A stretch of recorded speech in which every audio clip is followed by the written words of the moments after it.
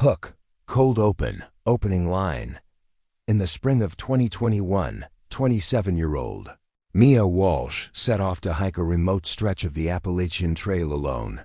She made one call, took one photo, and then she vanished. For 2 years, her name faded like mist until a Navy contractor testing seismic sensors in the Blue Ridge Mountains picked up something buried far deeper than signal noise. The Appalachian Trail is over 2,100 miles long, winding through 14 states. From Georgia to Maine, a pilgrimage for some, a rebirth for others, and for a few, a final destination. Mia Walsh had never hiked more than 10 miles in her life. But on April 3, 2021, she packed a new tent, a copy of Into the Wild, and 2 composition notebooks and stepped off the grid near Roanoke, Virginia. Last text sent, 3:47 p.m., entering trail now.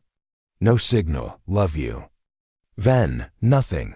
She was supposed to check in at a hostel 60 miles north by day 4. She never arrived. By day 6.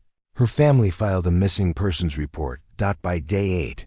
Search parties were in full swing. Helicopters, thermal drones, search dogs, and all they found was one of her hiking poles snapped in half near a moss-covered boulder. No phone. No tent. No sign of Mia. Interview, Park Ranger Lise Donner, 2021. We've had hikers get lost before, but the weird thing was, there weren't any off-trail signs, no panic footprints, no tracks leading away.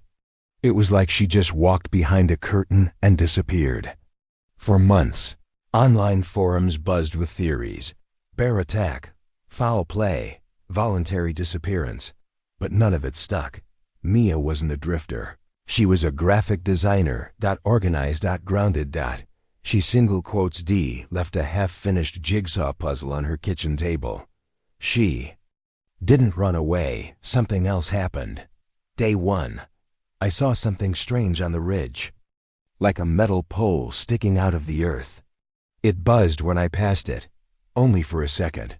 Probably just a signal relay. Still, it didn't feel right.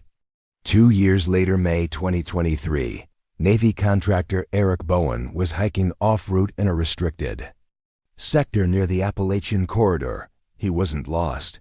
He was planting prototype seismic sensors for a new low-frequency detection grid. One unit kept failing, dropping signal without explanation. He hiked up to check it himself, and then he saw it. Not Mia. Not her gear, but a stack of stones. Deliberate. Balanced. Stacked like a beacon. And beside it, buried shallow beneath the roots of a crooked pine boot. Women's size 7. Gray with pink laces. He didn't touch it. He called it in. What followed was the quiet reopening of Mia Walsh's case. Not public. Not televised. The FBI arrived within 48 hours. Not because she was famous, but because of what they found next. About 20 feet from the boot was a collapsed shaft. Made. Reinforced with concrete. It wasn't part of the trail. It wasn't part of any map, and it had been sealed with rusted steel bolts from the inside. When they unsealed the entrance, they expected animal remains, or maybe nothing. What they found was a passage. Narrow. Dusty. With a series of hooks driven into the wall like for climbing. At the bottom, the air changed. Cooler. Still. And in that darkness, a chair, a sleeping bag. 3 empty water bottles. And on the wall, scratched in faint strokes, 73 days. There were no signs of Mia's body, but they found her handwriting, a journal wrapped in plastic, recovered journal, Mia Walsh. Entry number 17. It's not natural. The air is wrong. My head feels sideways. The lights above flicker even when there's no light. I heard someone speak last night, but I haven't seen anyone in 7 weeks. If this is a shelter, why was it sealed? Why can't I leave? Mia wasn't kidnapped. She fell in, or more accurately, she entered something that had been meant to stay buried. Interview, Navy analyst Mark Sutherland. What Mia stumbled into was part of a Cold War communication experiment. A buried relay site built in the 60s, decommissioned, forgotten.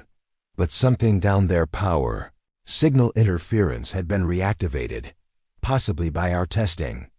By testing, he meant the sensor grid. The same project Eric Bowen was working on. It had reawakened a frequency that hadn't been touched in decades. And it wasn't just buzzing. It was transmitting. Seismologists reviewing logs from 2021 found something else. A strange tremor lasting exactly 73 seconds on the night Mia disappeared. The location? Within 40 meters of where her boot was found. And it matched a pattern from 1981. Another case. Another hiker, also missing, never recovered. Also last seen heading toward Roanoke. That hiker's name? Lydia Reinhardt, 22 years old, her last known journal entry? I thought I saw a stairwell in the earth. It felt wrong. I turned around. But the light behind me had changed. The deepest part of the chamber, found behind a rusted air duct, held one more item. A cassette recorder. Old. Dusty. But preserved. There was a single 30-minute recording inside, and what it captured still hasn't been fully released. Only this segment was leaked. Transcript, cassette audio, unknown voice.